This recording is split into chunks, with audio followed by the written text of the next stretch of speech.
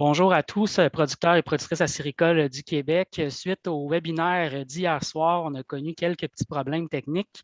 On a donc pensé aujourd'hui à vous préparer une petite présentation. Donc, pour vous refaire en différé la même présentation qui a été faite hier, j'en profite pour vous dire que si vous voulez aller lire par la suite de la présentation, le PowerPoint qui va être partagé, bien, c'est disponible sur le site web des PPAC. Donc, allez sur le ppac.ca/contingent 2021. Toute l'information va être disponible. Donc, la présentation qu'on fait aujourd'hui, c'est sur l'émission de 7 millions d'entailles qui a été annoncée par les PPAC. Je suis avec Sylvain Bernier, donc directeur réglementation et contingentement au PPAC, et Linda Shoah, qui est agente au contingentement. Mon nom, c'est Mathieu Oligny. Je suis conseiller à la vie syndicale au PPAC. Et Sylvain, je te laisse la parole si tu veux commencer la présentation. Merci Mathieu, merci Linda. Linda, je pense qu'on va présenter à l'écran notre présentation qu'on a faite hier soir et je vais, dans le fond, reprendre chacune des diapositives pour vous expliquer un petit peu la nouvelle façon. L'objectif de la rencontre, de cet enregistrement-là, dans le fond, c'est de donner le plus d'informations possible à nos producteurs qui ont déjà du contingent et les nouveaux producteurs afin qu'ils puissent bien remplir leurs demandes d'agrandissement ou de démarrage. Puis, c'est également d'expliquer la nouvelle façon de donner les entailles. Donc, la présentation va se séparer de la façon suivante. On va faire la mise en contexte, la méthode d'attribution. On va vous parler du volet démarrage, du volet agrandissement, puis la date pour les dépôts des documents, puis ensuite de ça, la suite. Donc, comme on le sait, en août 2020, les producteurs et productrices ont fait une demande de changement du règlement sur le contingent auprès de la régie. On a eu 4 séances publiques, plusieurs séances de travail qui ont amené la régie à rendre la décision le 2 septembre sur le règlement, sur le contingentement des producteurs et productrices acéricoles. Donc, depuis le 2, c'est ce règlement-là qui s'applique et c'est ce règlement-là qu'on doit mettre en place pour les producteurs dans les prochaines années. Un point que la régie a mentionné dans sa décision, c'est qu'elle disait qu'elle a tenté de nous donner un règlement pour que le traitement soit identique aux personnes en fonction de ce qu'elles font et non pas de qui elles sont. C'est pour ça qu'elle a tenté d'harmoniser les règles pour l'obtention de contingents puis le traitement des différents dossiers. Plusieurs modifications qui viennent toucher de façon administrative la gestion des dossiers des producteurs. Puis ces notions-là vont vous être présentées probablement plus au cours de l'hiver 2022, parce que présentement, notre énergie puis nos efforts se font pour la mise en place du 7 millions d'entailles pour qu'au 15 décembre, au plus tard, on soit en mesure de dire à nos producteurs, bien, voici combien d'entailles vous pouvez installer. Donc, dans les autres modifications, on a une obligation de tenir un registre de production pour les producteurs. Il y a la nouvelle méthode d'attribution des contingents au niveau démarrage, agrandissement que je vais vous expliquer aujourd'hui. Il y a des notions pour les producteurs transformateurs de pouvoir garder de l'inventaire à la cabane et que cet inventaire-là soit pris en considération pour les volets croissance et réduction. On a des obligations pour les centres de bouillage, pour les vendeurs d'eau. On a des petites modifications lors de transfert de contingents et fin de location. Également, au niveau de l'article sur les catastrophes naturelles, on est venu préciser un peu plus ce que c'était. Puis, on a également des modifications dans les normes d'entaillage qu'on va vous parler aujourd'hui. Juste avant de débuter, un petit lexique. Le rendement annuel, c'est quoi? C'est la moyenne provinciale de la production de sirop d'érable. Puis, on va parler de rendement de référence quinquennale. Ça, c'est la moyenne provinciale des 5 dernières années. Puis ça va nous aider à établir combien de contingents on donne par entaille aux producteurs. Puis, on a maintenant une notion qui est les unités de production, qui est l'ensemble des érablières et les centres de bouillage exploités par une même personne. C'est-à-dire que si un producteur a une cabane à sucre dans une région X et qu'il exploite 3-4 érablières sur le lot où il y a sa cabane, puis à d'autres endroits, physiquement pas au même endroit, il exploite plusieurs érablières, mais il ramène ça à une unité de production. Puis les unités de production, c'est eux qui peuvent faire des demandes d'agrandissement. on va le revoir un petit peu plus tard. On se rappelle que lorsqu'on émettait du contingent en 2016, c'était à la hauteur de 2,5 livres. Pour la saison 2021, ça va être 3,29 livres. Ça, c'est le rendement quinquennal. La nouvelle façon d'attribuer des entailles lorsque le CA décide qu'on a besoin de nouvelles entailles. Cette décision-là est prise à chaque année avant le 15 juin. Et à partir du moment où le CA a pris la décision que ça nous prenait des nouvelles entailles, ça va fonctionner de la façon suivante. Présentement, on a décidé d'attribuer 7 millions d'entailles. Donc, sur le 7 millions d'entailles, il y a 5 de ces entailles-là qui sont réservées pour des projets de démarrage en terre publique, 350 000 entailles. Par la suite, le restant va être divisé entre les deux programmes démarrage ou agrandissement. On va voir chacun des programmes au cours des prochaines diapositives, mais comment je vais décider de mettre des entailles dans le programme démarrage et dans le programme agrandissement? Bien, ça se fait par le nombre de demandes admissibles reçues. C'est-à-dire que si je reçois 50 de demandes en démarrage puis 50 en agrandissement, bien, il y aura la moitié des entailles qui vont aller dans chacun des programmes. Sylvain, oui. peux-tu me permettre de t'arrêter une petite seconde Oui. parce que là, je vois le mot relève à l'écran, puis j'entends déjà plein de producteurs qui ont participé à notre volet relève de l'été dernier qui se posent des questions. Est-ce que tu peux nous faire un petit aparté juste pour eux, nous expliquer comment ça va se dérouler pour l'émission de l'automne? Effectivement. Il y a des nouvelles notions dans le règlement qui sont prévues pour le volet relève. On voit sur le diagramme qu'il y a 100 000 entailles qui doivent être réservées pour les programmes de relève. Ça, c'est si on avait eu le règlement avant la fin du programme de relève 2021, on aurait pu mettre en jeu 100 000 entailles. Par contre, comme le tirage au sort s'est fait le 30 juillet, bien, ce programme-là va devenir en vigueur uniquement l'année prochaine parce que le règlement, on l'a depuis le 2 septembre. Pour ceux qui ont appliqué au volet relève et qui n'ont pas été sélectionnés, on a fait le tirage au sort. Je pense que c'est une douzaine d'entreprises qui ont gagné. Tous les autres dossiers vont être transférés de façon automatique dans le volet démarrage. Vous n'avez pas d'autres actions à faire. Vous allez recevoir prochainement une lettre qui confirme ce fait-là, que votre dossier est maintenant rendu dans le volet démarrage. Mais on va quand même vous demander de valider le choix que vous avez fait, que je vais expliquer plus tard, soit par attribution, par tranche de 200 ou par tirage au sort. Puis on veut juste valider que suite aux explications qu'on vous donne aujourd'hui, vous êtes confortable dans le choix que vous aviez fait avant le 30 juillet. Puis si ça ne change pas, vous n'avez pas d'action à faire. Puis si vous voulez changer, bien, vous devrez nous aviser avant le 15 octobre. Donc, si on y va au niveau du projet, du programme démarrage. Si j'ai bien compris, Sylvain, là, en démarrage, juste pour être sûr que tout le monde nous suit, on parle de producteurs qui n'exploitent pas de contingent de production acéricole à ce moment-ci. Exactement. Puis on va le voir tantôt dans l'autre diapositive, là, les conditions d'admissibilité, mais le principe est effectivement celui-là, Mathieu, c'est tu n'as pas de contingent. Si tu n'as pas de contingent, ben, tu t'en vas du côté démarrage. Même si tu exploites une érablière depuis quelques années, puis que ta mise en marché se fait par de la vente directe au consommateur, ben, ta possibilité d'obtenir du contingent est par le programme démarrage. On va voir les conditions d'admissibilité tout à l'heure, mais je veux vraiment expliquer c'est quoi le choix qui vient au producteur par rapport au tirage au sort ou par rapport à l'attribution par tour de 200. Parce qu'on a eu des appels, on dit, ben moi, je vais prendre le tour de 200 entailles par année. Ce n'est pas nécessairement ça que ça veut dire. C'est-à-dire que on a des producteurs qui ont des entreprises puis qui disent, moi, je suis déjà en opération, puis si tu me donnes un peu de contingent pour débuter, bien, ça va faire mon affaire, puis je vais être certain d'embarquer avec les PPAQ. Ça fait que j'aime mieux y aller du côté attribution. Le côté attribution, de la façon dont ça va fonctionner, c'est en fonction des demandes admissibles reçues que j'ai eues, démarrage, agrandissement, je vais avoir un nombre d'entailles qui va être destiné pour le programme démarrage.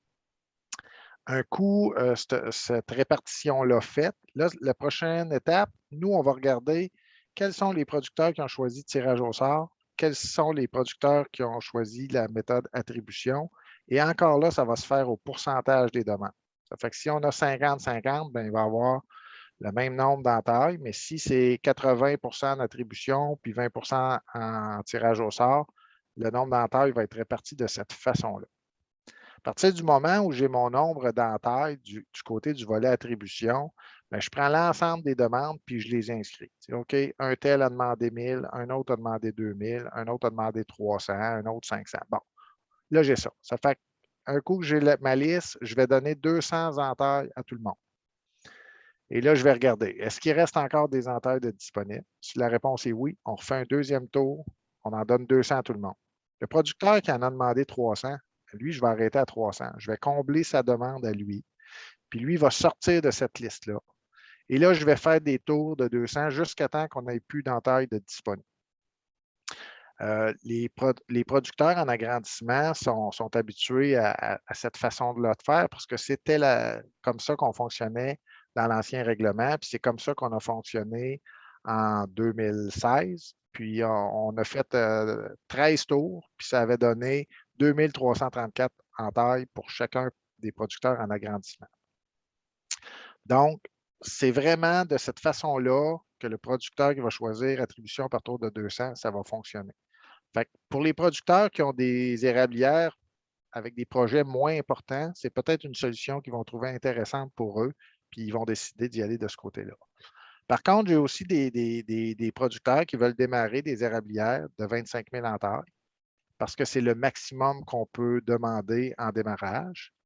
Bien, si j'y en donne juste 2 000 à 3 000 entailles, peut-être que ce n'est pas intéressant pour lui de faire les investissements pour faire son chemin, faire sa cabane à sucre, faire sa station de pompage. Fait que lui, peut-être qu'il va dire, ben moi, je vais prendre une chance, puis je vais y aller en tirage au sort pour mon projet complet.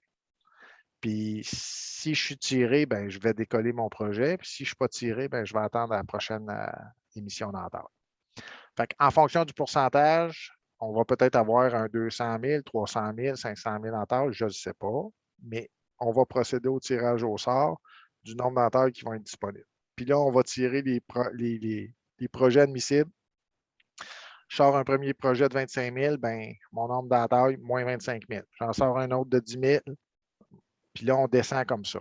Le dernier projet tiré, mettons qu'il me reste à la fin 2 000 entailles, puis je tire un projet de 25 000, bien, on va donner le projet complet au producteur. Le règlement prévoit ça, qu'on donne au dernier projet tiré l'ensemble des entailles qu'il a demandé. Je ne sais pas si, Mathieu, tu penses que ça peut répondre un petit peu aux questionnements que les producteurs pouvaient avoir? Oui, je pense que c'est très bien imagé ça. On pourrait même faire un exemple concret avec nous trois. Si Linda, Sylvain et moi, on déposait chacun des projets, Linda a un projet de 600 entailles, bien, après 3 tours en attribution, son projet serait comblé. Si moi j'ai un projet de 2000 entailles, bien moi, ça me prend 10 tours pour combler mon projet. Puis comme tu disais, Sylvain, si toi tu as un projet de 25 000 entailles, ça se peut que pour ton entreprise, parce que c'est vraiment des choix d'entreprise ici qu'on doit prendre, hein, c'est ce que les investissements valent la peine rendu là pour le nombre d'entailles qu'on va recevoir. Si toi, ton entreprise, c'est un démarrage de 25 000 entailles, mais pour toi, ça fait peut-être plus de sens d'aller au tirage parce qu'avec un plus faible nombre d'entailles, tu ne seras peut-être pas capable de faire les investissements à ce moment-là. Exact. Si les gens, je me disais que tu as donné l'exemple de 2016 pour les gens en attribution, les gens en agrandissement étaient habitués à ce format-là. Mais pour le tirage au sort, cet été même, le 30 juillet, on a fait un tirage au sort pour le programme de la relève.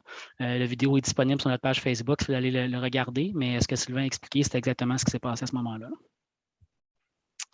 Parfait. Donc, je pense que maintenant que ce principe-là est expliqué, on peut y aller sur les conditions d'admissibilité.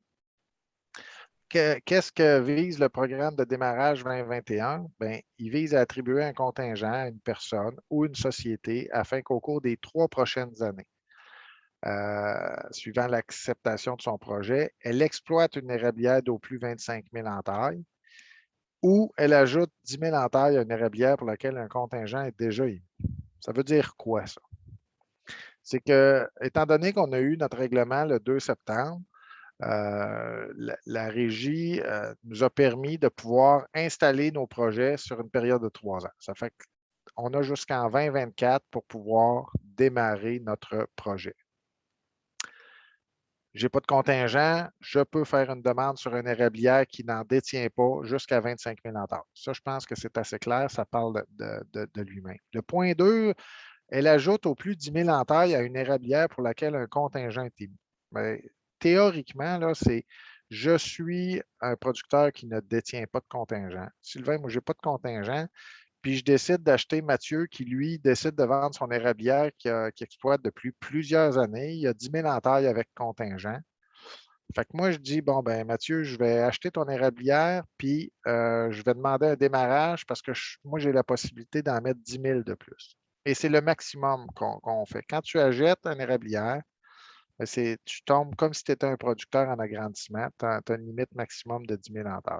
C'est ça qui veut dire le deuxième paragraphe. Fait que si j'ai exploité en 2021, je suis maintenant un producteur qui détient du contingent, je vais m'en aller du côté agrandissement. Mais si j'achète mon érablière qui détient du contingent pour l'exploiter à compter de 2022, ben, je me qualifie au point 2 de l'article du règlement. Donc, c'est important. Si on reçoit une demande avec, j'ai une promesse, j'ai une offre d'achat qui est acceptée d'un érablière qui détient du contingent, puis je vous envoie j'envoie un plan d'érablière qui a 25 000 en taille, bien, il va être bloqué à 10 000 parce que c'est le maximum qu'on peut donner. Dans les autres conditions, qui est admissible? Bien, on en a parlé un petit peu, là. C'est une personne physique qui satisfait les conditions au 15 octobre de l'année en cours de laquelle elle fait la demande. Elle n'est pas un employé des producteurs-productrices acéricoles. Ça devrait être assez facile à se qualifier. Puis là, le point 2 est relativement important. Elle n'exploite pas directement ou indirectement, depuis au moins 3 ans, une érablière pour laquelle un contingent est émis. Ni le locataire, ni mandataire, ni prête-nom, ni conjoint, ni actionnaire. Bon, mais ça veut dire que si Mathieu et Linda étaient un couple, puis Mathieu a exploité une érablière, puis il a vendu l'an passé. Puis Linda décidait d'elle de vouloir faire une demande de démarrage, bien, elle ne serait pas admissible parce qu'elle est le conjoint de quelqu'un qui a exploité une érablière dans les 3 dernières années. Dans le fond, le principe, c'est que si j'ai été propriétaire d'une érablière, avant de pouvoir me requalifier pour pouvoir obtenir du contingent, il faut que j'attende 3 ans. C'est la même chose pour mes actionnaires, c'est la même chose pour ma conjointe, des prête-noms. Dans le fond, si on reprend ton exemple de tantôt, Sylvain, tu as acheté mon érablière de 10 000 en taille sous contingent. Tu voulais rajouter du démarrage là-dessus de 10 000 maximum parce que tu avais le code du numéro 2 tantôt. Mais moi, je ne peux pas me retourner et faire un projet de démarrage, là. Exact. Toi, tu es bloqué pour une période de 3 ans, puis tes actionnaires, tes sociétaires, ta conjointe également ne pourront pas appliquer. L'objectif, dans le fond, c'est pour éviter des dossiers de spéculation, là, parce qu'on ne voulait pas que ces choses-là arrivent. Fait que ça, c'est la condition 2. Si on poursuit, puis elle doit détenir les droits suivants sur une érablière. Sur terre privée, ça prend un titre de propriété, une promesse d'achat signée, un bail d'au moins 15 ans enregistré ou une promesse de location à cet effet. Fait que ça prend ça pour les dossiers de démarrage en terre privée, c'est obligatoire. Puis on va le voir tantôt dans le document, avant de commencer à faire l'analyse du dossier, là, ça fait partie des obligations des producteurs de fournir ces documents-là. Puis si on est sur terre publique, bien, ça prend un permis d'exploitation ou une attestation du ministère à l'effet que le territoire leur est réservé. Parce qu'on a des producteurs qui ont des permis déjà d'exploitation, puis qui n'ont pas de contingent, ils ont des érablières plus petites, puis ils font de la mise en marché directement aux consommateurs. Mais eux autres pourraient décider qu'ils sont tannés de faire de la petite canne, puis de vouloir du contingent. Ça fait qu'ils peuvent faire une demande parce qu'ils ont un permis d'exploitation. Puis au niveau des compagnies, là, est également admissible un contingent, une personne morale ou une société Si elle satisfait à la condition prévue au paragraphe 3, qu'on voit en haut, là, ça veut dire qu'il faut que la compagnie ait les droits, le titre de propriété, la promesse d'achat ou un permis d'exploitation, une attestation. Puis, tous les actionnaires respectent les conditions 1 et 2 qu'on a vues tantôt. Ça fait qu'ils ne sont pas un employé des PEPAC, puis ils ne sont pas le conjoint de quelqu'un qui a exploité un érablière depuis au moins 3 ans. Puis même si j'étais un actionnaire minoritaire dans une compagnie qui avait du contingent, j'avais juste 20 des parts, bien, tu ne peux pas te qualifier pour obtenir un démarrage. Sylvain, je voulais ajouter pour le point 3A, comme on avait mentionné auparavant, tout ce qui est promesse d'achat ou promesse de bail, si la personne obtient des entailles, pour obtenir son contingent, on va leur demander de notarier la promesse d'achat et puis la promesse de bail. On va demander ensuite par la suite un acte de vente notarié ou un bail notarié de 15 ans. Pour le point B, pour tout ce qui est terre publique, pour ceux qui étaient à la relève, qui avaient fait une demande en terre publique, il faut qu'ils refassent une demande auprès du ministère de la Faune et de la Flore et des Parcs, une attestation parce que celle qui était au dossier de relève est arrivée à échéance. Donc, il va falloir qu'ils refassent une demande. Effectivement, très bon point, Linda. Puis, on a eu des questions pour qu'est-ce que comprend une promesse de bail ou qu'est-ce que une promesse de bail, c'est Sylvain, promet de louer ou va louer pour une période de 15 ans à Mathieu une érablière située sur le lot un tel, advenant l'obtention du producteur à un contingent émis par les PPAQ. Bon, mais ça, c'est satisfaisant. Et comme Linda dit, si votre projet est tiré parce que vous avez choisi tirage au sort, bien là, vous allez aller faire notarier votre bail qui va être beaucoup plus complet que la promesse.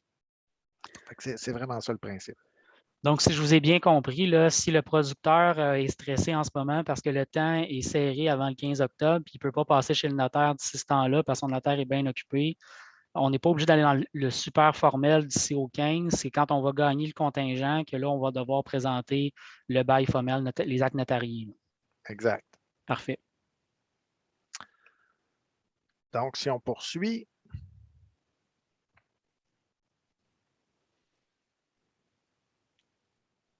puis je vais en profiter. On avait dit, je vais peut-être revenir en arrière juste pour refaire une précision là-dessus, là, sur les titres de propriété puis les bails. Une chose qui est importante de comprendre, c'est que si Sylvain, je suis propriétaire d'un fonds de terre, puis que je décide de, moi, me partir une compagnie, Sylvain Inc., pour faire la demande de démarrage, oui.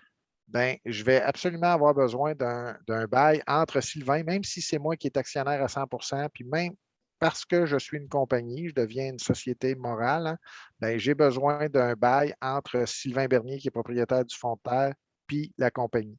Vraiment, vraiment important. Même chose si le fonds de terre est au nom du mari puis de la conjointe, puis que la demande, c'est juste le mari qui l'a fait, bien, ça me prend un contrat ou une promesse de bail entre les propriétaires du fonds de terre puis le demandeur. Très, très, très important parce que au niveau des dossiers de relève, lorsqu'on a fait l'analyse de certains dossiers, c'est ce qui manquait, puis les dossiers ont été rejetés. Au fond, si le titre de propriété puis le projet n'a pas les mêmes noms, bien, automatiquement, ça nous prend une explication qui est pour ça, puis ça passe par la bail de location, au fond. Donc, comme Exact. tu disais, si c'est un couple de conjoints qui, les deux possèdent le fonds de terre, mais que c'est juste un des deux qui dépose un projet, ça nous prend une explication de pourquoi ce n'est pas les mêmes noms. C'est ça. Donc, dans la Oui, vas-y, Je voulais Linda. ajouter aussi pour le titre de propriété, vu qu'on a beaucoup de questions là-dessus. C'est sûr qu'on privilégie l'acte de vente notarié, mais si vraiment vous n'arrivez pas à le trouver ou l'avoir sous la main, on va accepter les comptes de taxes. Par contre, il faut que toute l'information se retrouve sur le compte de taxe. Exactement, oui. On ne commencera pas à faire des recherches, nous, dans le registre. Il faut que l'information, puis on va le voir tantôt, là, dans les conditions avant même de débuter l'analyse de votre dossier. Oui. Donc, prochaine diapo, je pense que c'est un peu ça. Ça fait que les gens qui vont être responsables d'analyser les dossiers chez nous, avant même de débuter l'analyse, vont vérifier si dans les documents reçus, on a ces éléments-là. Puis ça fait partie intégrante du règlement. C'est des annexes qui font partie du règlement, puis on n'a pas le choix, là. Comme Office, on est obligé d'appliquer le règlement.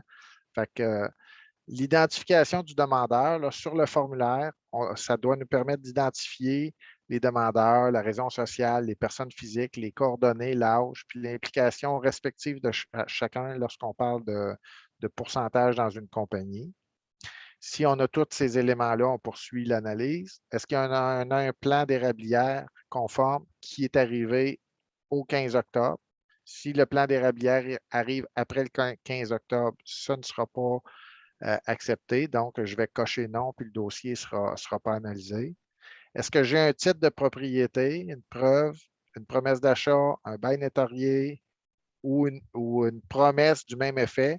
Ou est-ce que j'ai l'attestation du ministère pour les démarrages en terre publique? Si je n'ai pas ça, ben, le dossier n'est pas analysé. Si je l'ai, c'est correct. Puis, pour les programmes de démarrage, on doit avoir une preuve de financement, puis ça doit être une preuve qui est satisfaisante. On a 2 exemples sur notre site Internet de documents une qui montre qui est acceptée, puis une qui n'est pas acceptée. Dans le fond, le principe, il faut qu'il y ait un début d'analyse qui a été fait par une institution financière qui démontre que vous avez les capacités financières pour amener votre projet à terme. Si j'ai un bailleur de fonds, parce qu'on l'a vu, là, ben moi, c'est mon père qui va payer. Ben, c'est correct si c'est votre père qui paye, mais il faut que lui nous fasse la démonstration qu'il a la capacité financière. On ne peut pas dire juste c'est mon père qui va payer. Mais il faut que j'aille des preuves dans le dossier que votre père a les capacités à vous prêter l'argent, puis une attestation de sa caisse, qu'il a les fonds suffisants ou une copie de ses comptes, une photocopie de ses comptes qui démontre qu'il y a l'argent nécessaire à votre projet. On a des demandes de producteurs qui sont déjà en exploitation, pour qui ça fait plusieurs années que la cabane est construite, puis ils produisent, puis ils font de la mise en marché de leur sirop, puis ils n'ont pas besoin d'investissement parce qu'ils sont déjà en opération. Mais dans le formulaire, il y a un endroit où vous mettez cabane construite en telle année, investissement déjà fait. Tublure mis en telle année, investissement déjà fait. Dans ces cas-là, si c'est bien indiqué dans le formulaire, bien, ça va faire foi de preuve de financement là, parce qu'on est conscient que l'investissement est fait puis vous êtes en opération. Fait que je n'ai pas besoin nécessairement d'une lettre qui dit que vous êtes en opération puis vous avez de l'argent. Là, on va être en mesure de le voir et de le constater. Au fond, Sylvain, si les investissements sont à faire, on a besoin d'avoir des preuves que vous êtes en capacité de les faire, ces investissements-là. Si les investissements ont déjà été faits, il suffit de nous expliquer quand est-ce qu'ils ont été faits, puis on va pouvoir l'accepter comme ça. Exact. J'aimerais ça qu'on revienne rapidement, on l'a mentionné rapidement, mais le plan d'érablière. On sait qu'il y a un petit peu de congestion en ce moment chez les ingénieurs forestiers. Il y a beaucoup de demandes de gens qui veulent faire des plans d'érablière pour déposer leur projet. Qu'est-ce qui se passe si au 15 octobre, mon plan d'érablière n'est pas fait encore? Ça ne va pas bien. Ça ne va pas bien. Puis malheureusement, le formulaire ne sera pas accepté parce que c'est une condition essentielle. On a contacté les ingénieurs forestiers, puis il y a à peu près 2 semaines et demie, puis le temps passe vite, là, on avait à peu près 50 des ingénieurs sur notre liste qui nous ont dit qu'il y avait encore de la disponibilité pour effectuer des plans d'érablière. Puis cette liste-là, vous pouvez la retrouver sur notre site Internet. Probablement que ça risque d'être difficile de trouver des ingénieurs qui sont dans votre région immédiate pour certains secteurs, mais en appelant différents ingénieurs, bien, il y en a peut-être qui vont accepter de se déplacer, faire un peu plus de kilométrage pour venir faire votre plan parce qu'ils ont de la disponibilité.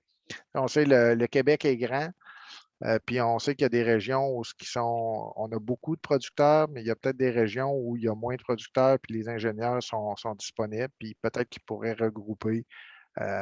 Si je pars de la Côte-Sud, puis qu'il faut que je m'en aille en Estrie, mais peut-être que si j'ai 3-4 producteurs à faire là, je vais être en mesure d'aller le faire. Mais il est de votre responsabilité d'avoir votre plan d'érablière prêt et reçu au PPAQ pour le 15 octobre. Puis il y en a qui nous disent, ouais, les délais sont courts, c'est vrai, les délais sont serrés, mais quand même, depuis juin qu'on a avisé les producteurs qu'on allait émettre des entailles, on a commencé par 3 millions, puis finalement, on a fini à 7 millions. Fait que depuis juin que l'information est disponible, puis qu'on dit aux producteurs, préparez-vous. Puis pourquoi les dates sont serrées? Mais c'est parce qu'on a besoin d'entailles maintenant. Puis les ventes vont bien. La saison 2021 n'a pas été terrible. Puis on a besoin de sirop dans les prochaines années. Ça fait que c'est pour ça que les délais sont serrés. Je vais rappeler le site web à tout le monde, Sylvain, pepac.ca/contingent 2021. Comme tu l'as dit, on a publié une liste d'ingénieurs forestiers qui sont normalement encore disponibles. Ils ne sont peut-être plus tous maintenant à ce moment-ci, mais il y en a plusieurs là-dedans qui avaient des disponibilités pour prendre d'autres producteurs. Puis j'ajouterais qu'ils n'hésitez pas non plus à chercher sur les réseaux sociaux. Il y a beaucoup de groupes d'acériculteurs, il y a beaucoup d'ingénieurs forestiers ou de techniciens qui sont dans ces groupes-là. Et même hier soir, pendant notre vidéo live, il y avait des techniciens forestiers qui disaient en commentaire qu'ils étaient encore disponibles et qu'ils en prenaient des contrats. Donc, n'hésitez pas à fouiller sur le web aussi pour trouver des gens qui sont disponibles pour faire vos plans d'érablière. Merci. Maintenant, on va passer. Ça fait honnêtement, là, pour le volet démarrage, si vous allez sur le site Internet, puis que vous allez visiter la foire aux questions, si vous regardez le formulaire pas à pas, moi, je pense que vous êtes en mesure de compléter votre formulaire sans avoir besoin de nous appeler. Avec l'information qu'on rend disponible aujourd'hui, là, je pense que vous êtes en mesure de nous soumettre un projet qui va être complet. Puis, vous avez également la grille d'évaluation qui est disponible. Fait que vous imprimez tout ça, puis vous regardez, puis avant de nous envoyer votre formulaire, en passant, on privilégie la transmission des formulaires par courriel avec des dossiers PDF. Puis lorsque vous le faites de cette façon-là, vous recevez automatiquement un avis qui vous informe qu'on a reçu votre dossier puis qu'il va être traité. On va commencer à analyser les dossiers au 15 octobre, puis on doit vous donner une réponse avant le 15 octobre. Ça fait qu'il ne vous sert à rien d'appeler pour savoir si on a bien reçu votre dossier. Le courriel va vous le dire, mais il est de votre responsabilité de s'assurer que tous les documents sont présents dans votre courriel. Parce que nous, on ne fera pas de suivi avec vous pour savoir, ah ben finalement, il te manque ça. Puis, on s'attend de recevoir près de 3000 demandes combinées entre agrandissement puis démarrage. Fait que, on n'a pas le personnel en place pour se permettre de faire ça. Au fond, selon ce que tu dis, Sylvain, une fois qu'un producteur a déposé son dossier, il va recevoir un avis de réception qu'il a bien reçu. Mais ensuite, la seule autre communication qu'il va avoir de nous, c'est savoir si son projet est accepté ou non. C'est bien ça. Une fois qu'il va avoir été analysé, puis l'analyse va débuter après le 15 octobre. Ça fait que maintenant, si j'ai envoyé mes documents, puis j'ai reçu mon avis, puis là, je m'aperçois, hey, je relis mes papiers, puis j'ai oublié d'envoyer la promesse de bail. Bien, avant le 15 octobre, on va les prendre. Là. Si vous vous apercevez qu'il vous a manqué de quoi, bien, envoyez-les, puis on va le prendre, ça c'est sûr et certain, on va le rajouter à votre demande. Puis ça va être la même chose, la même procédure pour le volet agrandissement, les formulaires, le traitement, là, c'est la même chose. La méthode d'attribution est la même en agrandissement. La différence, c'est quoi? C'est qui peut demander un contingent d'agrandissement? C'est un producteur qui est déjà en exploitation. C'est un producteur qui est exploité en 2021, qui a une érablière qui détient du contingent, puis lui, il veut s'agrandir. Maintenant, les projets d'agrandissement, c'est des projets maximum de 10 000 hectares. En 2018, la Régie était venue préciser notre règlement sur l'attribution des 5 millions d'hectares qu'on avait fait en 2016. Puis elle était venue dire qu'un producteur ne peut pas agrandir sur un lot qui ne détient pas du contingent. Ça a eu un impact majeur, puis c'est ce qui a amené la réflexion auprès des producteurs pour en arriver avec la solution qu'on a présentée à la Régie puis qu'elle a acceptée. Donc maintenant, un producteur qui détient du contingent peut agrandir sur un lot qui ne détient pas de contingent, peut agrandir sur un lot en location, peut agrandir sur terre publique également. Au fond, Sylvain, c'est la fameuse notion d'unité de production que tu nous présentais au début de la présentation. Si j'ai déjà un lot exploité dans un village, puis j'achète un deuxième lot dans le même village ou dans un village à côté, c'est encore la même unité de production, mais je m'agrandis sur une deuxième érablière, par exemple. Exactement.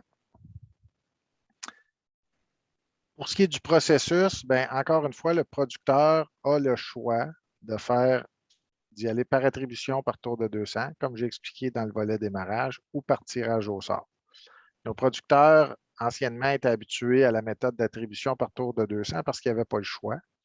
Mais là, c'est une réalité. Il y a des producteurs qui auraient la possibilité de développer un flanc de montagne où il y a 10 000 entailles, mais ça prend des investissements majeurs, faire un chemin, amener l'électricité, construire une station de pompage. Ils se disent, moi, si tu m'en donnes juste 2 000, là, de mettre cet investissement-là, ça ne sera pas rentable pour moi. Ça fait que je vais prendre la décision d'y aller pour le tirage au sort.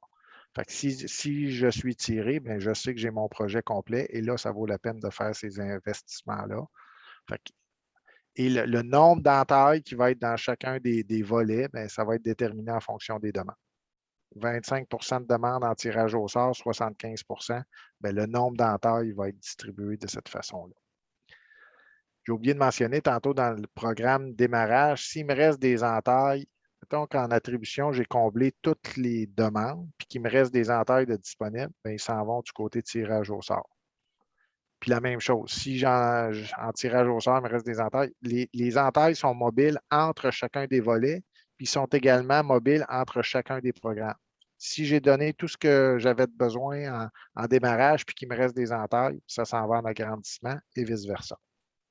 C'est une nouvelle notion que le règlement prévoit. Je vais avoir une question pour toi, Sylvain. On parlait d'agrandissement, donc la nouvelle question d'unité de production nous permet de faire des agrandissements sur d'autres lots. Est-ce qu'un producteur peut déposer une demande d'agrandissement pour, par exemple, 2 secteurs distincts? 2 secteurs, un sur le lot 25, puis un agrandissement sur le lot 26? Oui. La réponse est oui. C'est une demande, un producteur par érablière. Mais un producteur peut effectivement vouloir agrandir de 10 000 en taille, mais sur 2 lots différents. J'ai un lot de 5 000 qui m'appartient, puis j'ai un lot de 5 000 chez mon voisin. Bien, je vais avoir besoin d'une promesse de bail ou d'un bail notarié de 15 ans chez mon voisin, puis je vais avoir besoin du titre de propriété pour ma terre à moi. Mais la réponse est oui, c'est possible. On va les considérer comme un seul projet et pas comme 2 projets dans le fond. Exact. Parfait.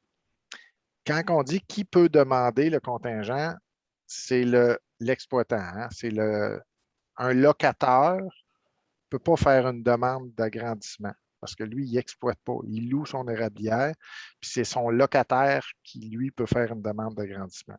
Il y a une condition où le locataire peut le faire, c'est si son bail se termine avant le 15 octobre 2021. Parce que dans le fond, lui, il redevient propriétaire de son contingent. Puis là, ben, pour ne pas le bloquer, lui pourrait faire une demande d'agrandissement. Par contre, ça va l'obliger à exploiter cet agrandissement-là pour une période de 5 ans. Le locataire qui exploitait d'autres érablières peut également faire une demande d'agrandissement.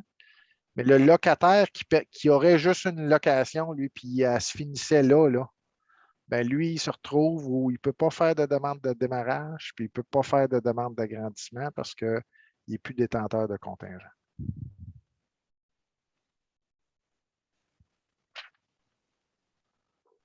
Si on passe à la prochaine diapo.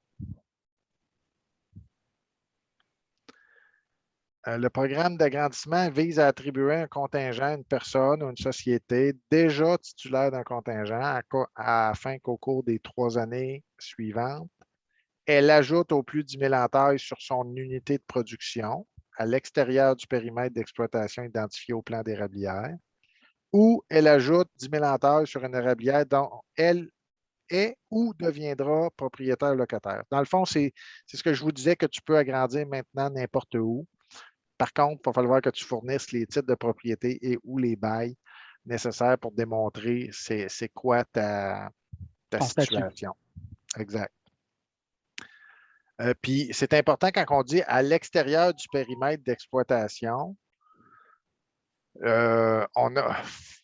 il y a une différence entre la croissance puis l'ajout d'entaille. L'ajout d'entaille, ça passe nécessairement par l'ajout d'entaille à l'extérieur du contour de ton érablière existante.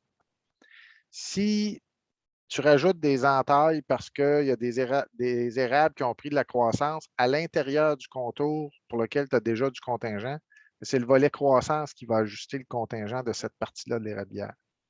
Et quand on parle d'émission d'entaille, c'est vraiment une nouvelle entaille que j'ajoute à l'extérieur du contour.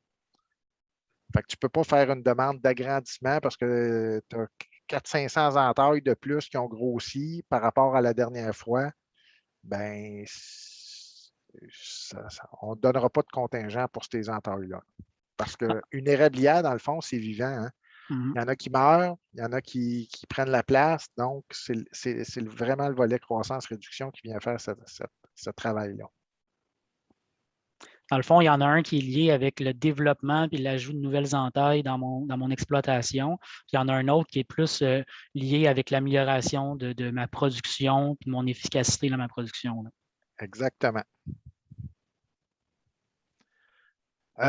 Juste avant, quand on parle d'une société déjà titulaire, j'ai eu plusieurs questions. Là, si j'ai plusieurs compagnies, là, je peux-tu faire des demandes?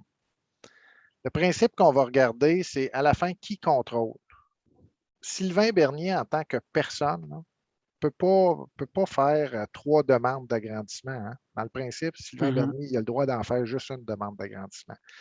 Mais si Sylvain Bernier est actionnaire à 50 dans une compagnie avec Linda, ben, je peux faire une demande d'agrandissement par cette compagnie-là. Sylvain Bernier est actionnaire de 50 avec Mathieu dans une compagnie B. Ben, la compagnie B peut faire une demande d'agrandissement. Mais si Sylvain est actionnaire à 80 des 2 compagnies, ben, j'ai un choix à faire. On a eu plusieurs questions, mais le principe est celui-là. Si jamais il y a des producteurs qui ont des montages particuliers, ben, on a toujours notre équipe juridique qui va être prête à vérifier si c'est admissible ou non. Puis moi, je dis, on vous a donné l'information. Théoriquement, si vous êtes en contrôle de plusieurs compagnies, vous n'avez pas le droit. Mais si vous pensez que vous, votre situation, vous avez le droit, bien, faites votre demande quand même. Si nous, on la refuse, bien, vous aurez toujours la possibilité de vous adresser à la régie pour faire trancher si vous avez raison ou non. Mais si on n'a pas de demande, bien, vous n'aurez pas de solution. Mais le principe, c'est qu'on veut éviter que des producteurs scindent leur entreprise en différentes compagnies pour lesquelles ils sont. Dans le fond, tu regardes en haut, c'est qui la tête dirigeante, c'est tout le temps le même. Ben, on ne veut pas avantager des producteurs qui scinderaient leur unité de production pour avoir plusieurs agrandissements. Prochaine diapo. Les obligations des producteurs. Le titulaire doit faire parvenir au PPAC au plus tard le 15 octobre le formulaire dûment rempli en identifiant le nombre d'entailles visées par le projet. Il indique également le choix, parce qu'on n'oublie pas, hein, en agrandissement, maintenant, vous avez un choix à faire. Tirage au sort ou attribution. C'est important dans le formulaire de cocher ce que vous voulez. Puis après ça, il joint au formulaire transmis les documents prévus au paragraphe 1 de l'article 41, mais ça, c'est les titres de propriété, puis c'est ou l'attestation du ministère. On va le voir tantôt, l'article 41.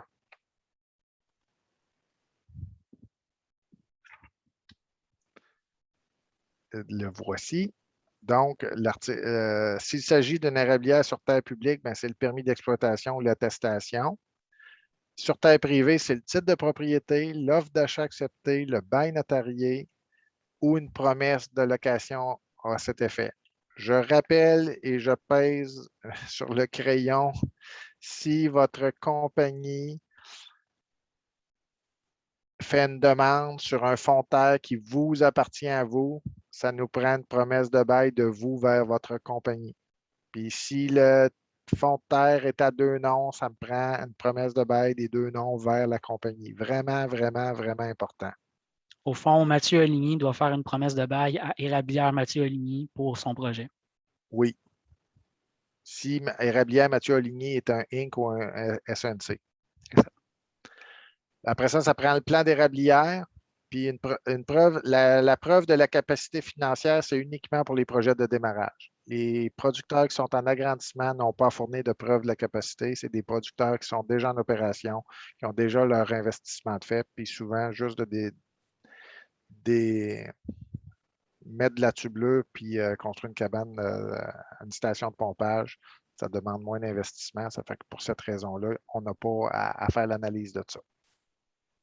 Je me permets, puisqu'il y avait un point sur les terres publiques, rapidement de rappeler que sur le site Internet pepac.ca/contingent 2021, il y a une section terres publiques avec un lien direct vers le site Internet du MFFP, le ministère des Forêts, de la Faune et des Parcs. C'est vers eux vraiment qu'il faut aller pour aller chercher vos documents, dans le fond, qui vont prouver que vous allez avoir une location sur une terre publique, soit pour votre projet de démarrage ou d'agrandissement. Donc, prochaine diapo. Avant même de débuter l'analyse des formulaires d'agrandissement, puis en agrandissement, on n'a pas de grille d'évaluation. C'est vraiment que le formulaire qu'on a. Ça fait que c'est beaucoup plus simple, mais il y a quand même des obligations pour les producteurs de s'assurer de fournir l'ensemble des documents. Toujours, on privilégie l'envoi par courriel. Si vous l'envoyez par la poste, que ce soit en démarrage, que ce soit en agrandissement, je vous conseille fortement d'aller chercher une preuve que vous avez envoyé votre document. Ça fait que soit enregistré pour être certain que ça se rende chez nous. Nous, à Longueuil, les gens sont là, vont recevoir les demandes, c'est trié, c'est placé. Il n'y a pas de chance qu'on perde vos demandes parce que de la façon dont on fonctionne, on sait exactement quand les dossiers rentrent puis à quel endroit ils sont mis. Mais pour une protection supplémentaire, on vous invite à le faire. Puis, en plus de ça, bien, vous allez recevoir un accusé réception quelques jours après. Puis là, il faut comprendre qu'en fonction du nombre de demandes que je reçois, bien, le temps de les traiter, puis le temps de faire la lettre, puis de vous l'envoyer, ça peut prendre un certain temps. C'est pour ça que si vous l'avez envoyé par courrier recommandé, bien, vous l'avez la preuve qu'on a reçu vos documents, puis ils vont être traités. Puis, vous devez inclure dans votre formulaire un formulaire, doit nous permettre d'identifier le demandeur, sa raison sociale, physique, les coordonnées, l'âge, l'implication respective de chacun. On doit avoir le plan d'érablière qui est rentré avant le 15 octobre, puis on doit avoir le titre de propriété, la promesse ou le bail notarié 15 ans. Vraiment important parce que si un de ces documents-là n'est pas présent à votre demande, le dossier est rejeté. Et au niveau des agrandissements non plus, on ne donnera pas de retour parce que l'analyse va débuter au 15 octobre, après la fermeture du programme. Puis pourquoi on fait ça? C'est pour ne pas avantager des producteurs qui enverraient une demande à ce moment-ci par rapport à un producteur que lui va avoir son plan d'érablière juste au 14 octobre, puis on va recevoir son dossier le 14 octobre, puis lui, il n'aura pas eu la chance qu'on lui dise il te manque ci, puis il te manque ça. Puis c'est également des notions de besoins personnels. Là. Je vous parlais des normes d'entaillage au début de la présentation. Le règlement inclut maintenant les normes d'entaillage. Avant, on savait que les normes d'entaillage étaient faites en fonction des normes du MAPAC, mais un producteur en terre privée n'était pas nécessairement obligé. Là, c'est prévu au règlement. Puis, on a une distinction entre les érablières situées en terre privée et les érablières situées en terre publique. En terre privée, on voit le tableau numéro 2 à l'écran. Là. 20 à 40 cm, c'est un entaille, 40 à 62, puis 60 et plus, c'est 3. Puis quand on a eu on était sur le point d'avoir notre règlement, la régie s'est aperçue que sur la loi sur les permis d'intervention en terre publique, il y a une nouvelle norme d'entaillage qui va s'appliquer à compter du 1er janvier 2023, qui est la suivante. Entre 23,1 puis 39, c'est une entaille, puis 39 et plus, c'est 2. On a eu différentes communications avec le ministère pour tenter de ramener cette norme-là, que ce soit la même qu'en terre privée, mais pour le moment, les discussions n'ont pas abouti. Puis la régie, ben, elle ne peut pas venir en contravention. Dans son règlement, elle ne peut pas venir en contravention d'une loi, d'une autre loi. Fait que pour ces raisons-là, on a deux normes différentes. On a avisé nos ingénieurs forestiers On a changé nos instructions à cet effet-là. Donc, les ingénieurs forestiers sont au courant. Puis, ce que ça va faire, ça, ben, c'est que les producteurs en terre publique vont avoir des territoires un peu plus grands pour avoir le même nombre d'entailles parce qu'ils sont obligés d'y aller avec les normes qui doivent rentrer en vigueur le 1er janvier 2023. Là, il y a des producteurs qui ont fait faire des plans en 2016, puis c'était fait en fonction des normes du MAPAC. Ce qu'on me dit, c'est que les ingénieurs ont la possibilité, sans retourner sur le terrain, de refaire l'annexe 2 maintenant, notre ancienne annexe 11, puis en prenant leurs parcelles puis les données qu'ils ont à l'intérieur de ces parcelles-là, est en mesure de vous fournir finalement le bon potentiel en fonction des normes sur terre publique. Fait que je vous invite à communiquer avec votre ingénieur forestier, mais il devrait déjà être au courant de cette façon-là de faire. De quelle façon on va... ça va être quoi votre contingent? Un coup que vous avez fait votre demande puis qui est admissible, ça va être quoi? Mais les contingents sont attribués dans chacun des programmes sur la base du rendement de référence quinquennale qu'on a vu au début de la présentation, en fonction du nombre d'entailles potentielles. Et ça, c'est nouveau de l'érablière visée. Ça fait que ce n'est plus sur le nombre d'entailles installées, c'est vraiment sur le potentiel. Puis pour la saison 2021, comme mentionné, c'est 3,29 livres à l'entaille que vous allez recevoir pour votre démarrage ou pour votre agrandissement. Je vais vous expliquer un petit peu quand est-ce que vous allez avoir votre contingent sur la prochaine diapo. On va émettre à la personne qui bénéficie du programme, dans ce cas-ci, démarrage agrandissement. Si vous faites parvenir au plus tard le 1er février, dans ce cas-ci, si je veux avoir mon contingent pour la saison 2022, ben, il faut qu'avant le 1er février, j'ai reçu un plan d'érablière que vos entailles sont installées. Un avis de la mise en exploitation au cours de la prochaine année. Ça fait que je vais avoir un courriel dire finalement, j'ai besoin de mon contingent pour la saison 2022. Si c'est une compagnie, ça me prend une petite déclaration à l'effet qu'il n'y a pas eu de changement dans détention du capital action de la part de la société. Puis, ça me prend un plan d'érablière à jour élaboré par un ingénieur forestier en nous fournissant le contour de ce qui est installé puis prêt à être mis en exploitation. Et ça, ces documents-là, il faut que vous me fassiez parvenir ça au 1er février. Ce qui veut dire que si je vous donne le nombre d'entailles que vous pouvez installer, si vous avez choisi attribution, ou si je vous donne votre projet complet au 15 décembre, bien, vous avez du 15 décembre au 1er février 2022 pour vous dépêcher pour installer des entailles.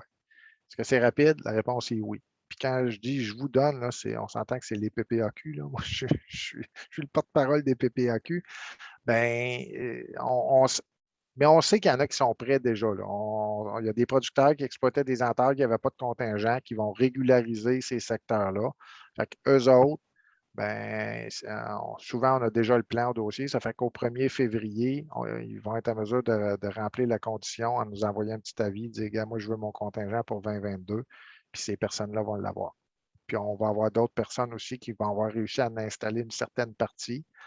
Ben, quand tu arrives avant le 1er février, tu fais passer ton ingénieur, puis si tu en as un 1500 d'installés, ben, au moins, tu auras le contingent pour ces 1500-là. Puis le reste de ton projet, tu as 2 autres années pour t'installer.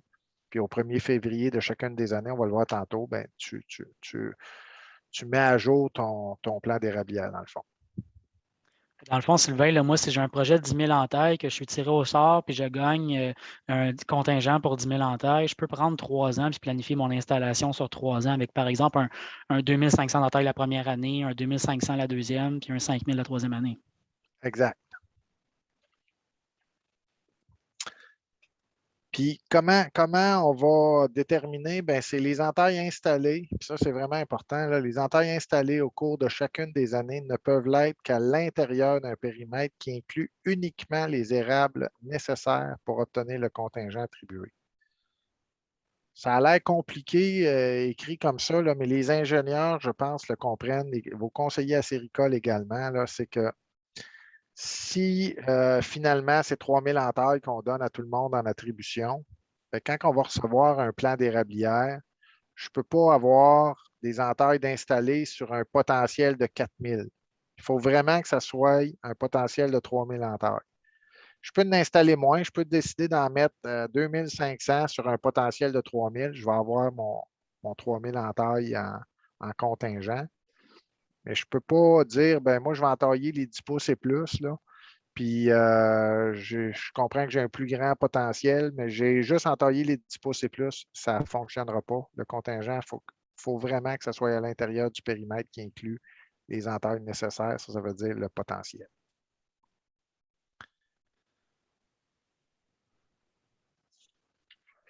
Au niveau des dates importantes à retenir, on frappe sur le clou souvent, là, c'est vraiment le 15 octobre. C'est les formulaires puis tous les documents nécessaires, y incluant le plan d'érablière. On ne peut pas recevoir le plan d'érablière le 16 octobre, ça ne fonctionnera pas. Au niveau du 15 décembre, c'est là qu'on doit vous informer. Puis on va tenter de faire l'attribution, puis le tirage au sort la même journée pour que les producteurs soient avisés en même temps du nombre d'entailles qu'ils peuvent installer. Comme mentionné, au 1er février 2022, je dois avoir le plan d'érablière de ce qui est installé si je veux le contingent pour la saison 2022. En 2023, le 1er février 2023, si je veux le contingent pour 2023. Et le 1er février 2024, c'est la dernière année où je peux envoyer mon plan d'érablière.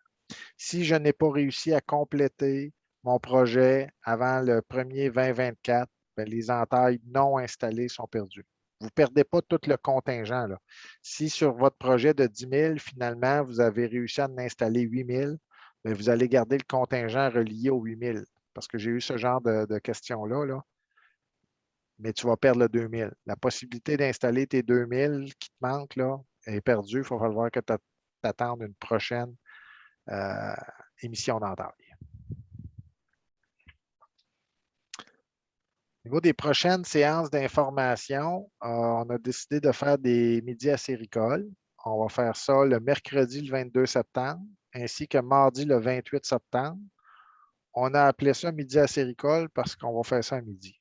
C'est un concept qu'on a déterminé. Puis ça va se faire sur notre Facebook. Vous avez les renseignements. Vous allez sur notre site Internet.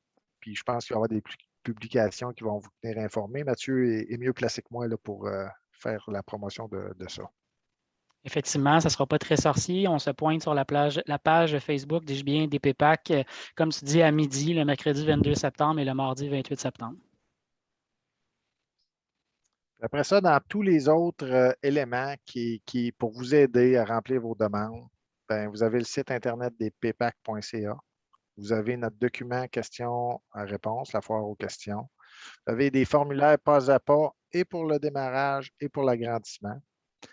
On vous invite à communiquer également avec les secrétaires régionaux de vos 12 syndicats. On a eu des séances d'information avec eux. Ils nous posent régulièrement des questions. On leur donne des réponses. Puis, à force d'avoir les mêmes questions, bien, ils sont en mesure de répondre puis de vous donner l'information. Ça fait que parfois, des fois, avant d'appeler au PEPAC, un petit appel à vos secrétaires régionaux, puis vous allez peut-être avoir la réponse à vos questions.